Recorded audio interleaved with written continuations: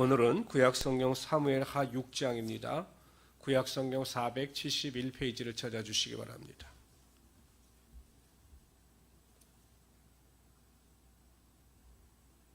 구약성경 471페이지 사무엘하 6장 말씀이 되겠습니다.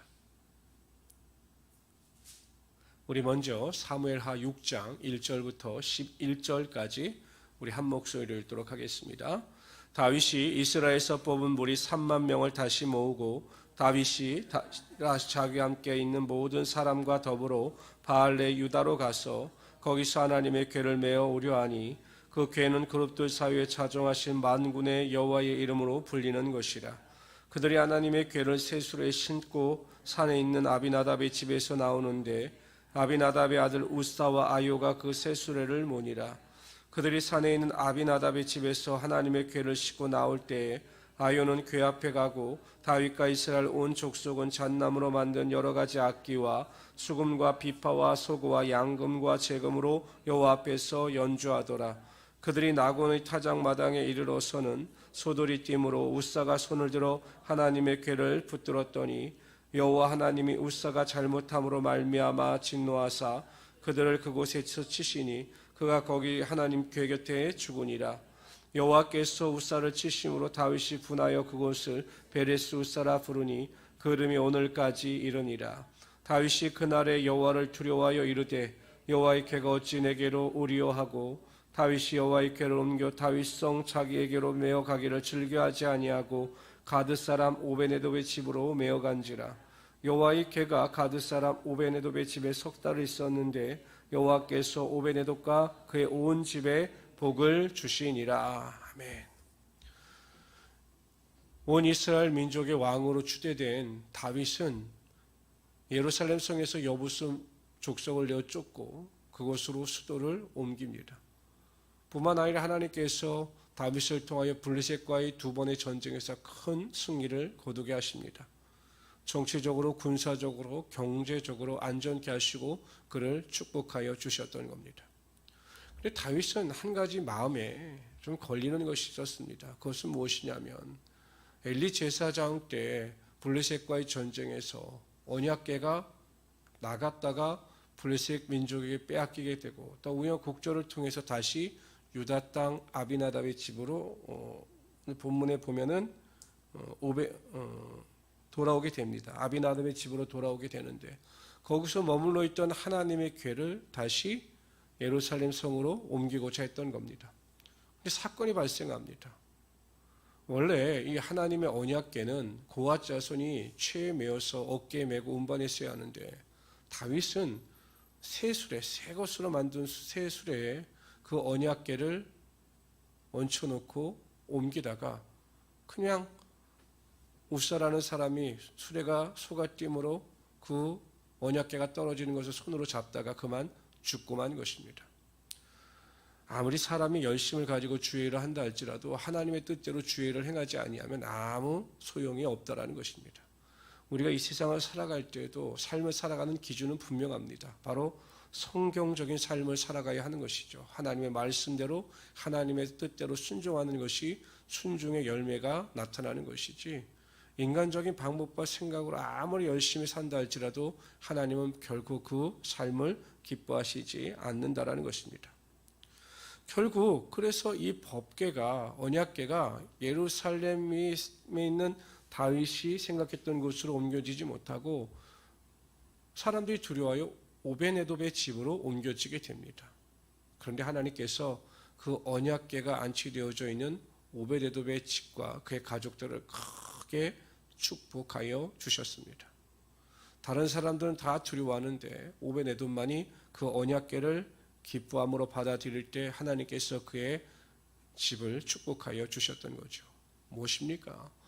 우리가 어떤 환경 가운데 있다 할지라도 하나님을 환영하고 모셔드리며 하나님과 동행하여 살아갈 때 하나님께서 반드시 우리를 축복하시며 우리의 삶에 하나님의 은혜가 넘쳐나게 하여 주신다라는 것입니다.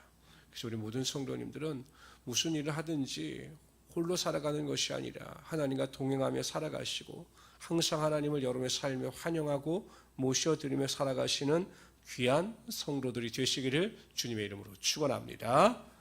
우리 12절부터 사무엘하 6장 12절부터 23절까지 읽도록 합니다. 읽습니다. 어떤 사람이 다윗 와댕에 아뢰어 이르되 여호와께서 하나님의 계로 말미암아 오베네돔의 집과 그 모든 소유에 복을 주셨다 한지라.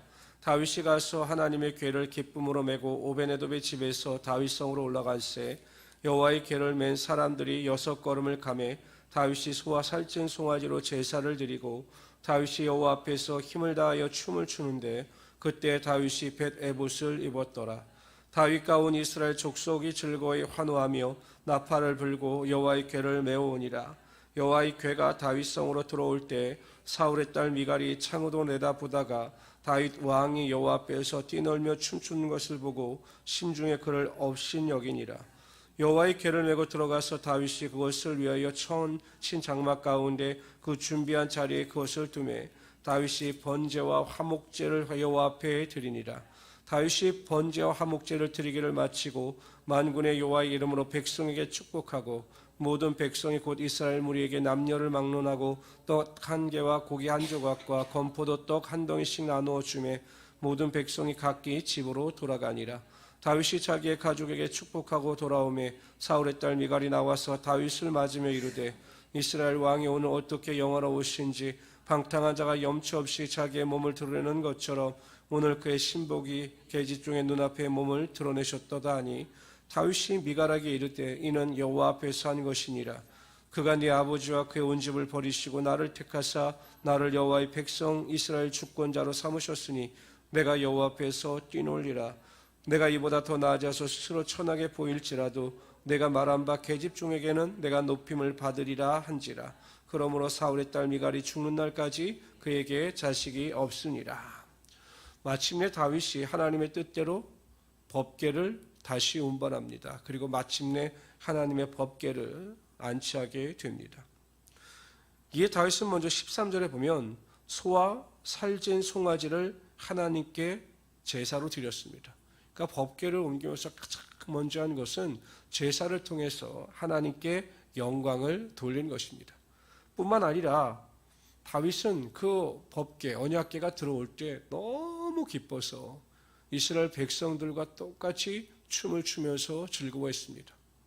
그런데 그의 아내 미갈이 보기에는 너무 왕으로서의 체면이 구겨지는 행동이라고 생각을 한 것입니다.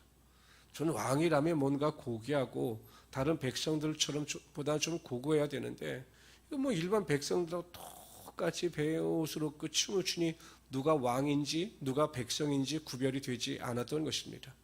이에 대해서 미갈이 다윗에게 충고하죠. 저 왕의 체면을 가지고 좀 왕처럼 행동을 하라 이렇게 이야기를 합니다. 그랬더니 다윗이 이렇게 고백을 합니다. 21절에 보면 내가 이러한 행동을 한 것은 여호와 앞에서 한 것이다 라고 고백을 합니다. 이게 무슨 의미입니까? 내가 하나님 앞에서는 왕이 아니다라는 것입니다. 아무리 내가 왕이지만 하나님 앞에서 나는 이스라엘 백성과 똑같이 하나님의 백성이요 하나님의 자녀이기 때문에 내가 하나님을 찬양하고 하나님을 높이는 것이 당연한 것이다 라고 미갈에게 이야기를 하였습니다. 성도들 중에도 이 미갈과 같은 분들이 있습니다. 하나님 앞에 뭔가 고상한 척, 고고한 척 신앙생활을 하는 분들이 있습니다. 통성으로 기도하고 눈물을 흘리며 기도하는 것은 고상하지 못한 행동이다 라고 이야기를 하는 분들이 있습니다. 뭐 교단 내에서도 하나님께 찬양하는데 박수를 치는 것조차 금하는 교단도 있으니까요.